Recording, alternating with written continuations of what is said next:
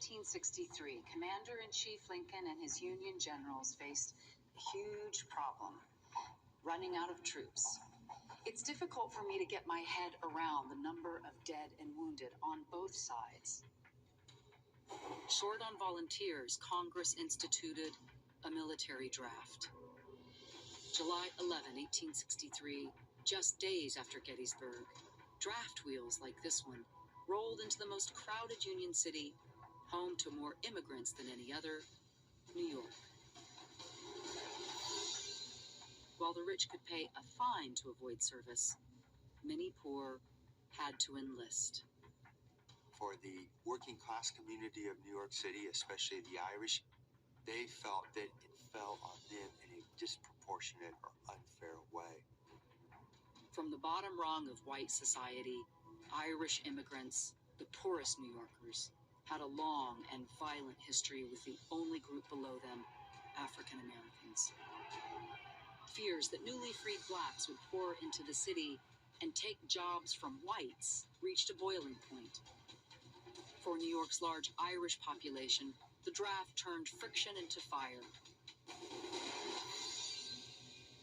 The fear was that many people saw that draft as, oh, you are now forcing us to fight for the freedom of black Americans.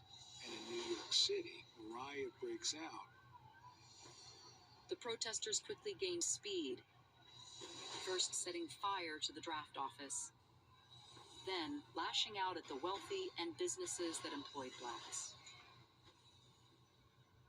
Within hours, the chaos reached the factory of piano maker William Steinway.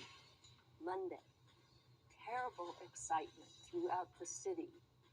Today, his diary provides a chilling account. Resistance to the draft. Rows of buildings on 3rd Avenue burning down.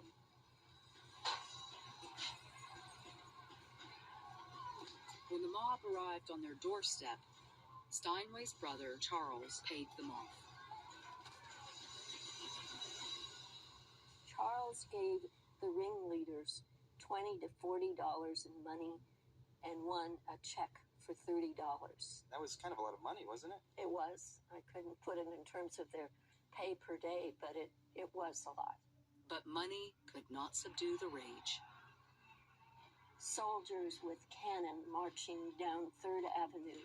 All business in the upper part of the city suspended. Negroes chased everywhere and killed when caught. A lynch mob roamed the city. A black orphanage was burned to the ground. They murdered anyone, black or white, who tried to intervene. It's an example of how tenuous the notion of what the Civil War really was about. For some, they still felt the entire war was only about bringing the Union together and not doing anything for African Americans. Lincoln ordered federal troops, 4,000 straight from the horrors of Gettysburg, to quell the riots. Just as quickly as hysteria had engulfed the city, it was displaced by a chilling quiet. The final death toll, 120.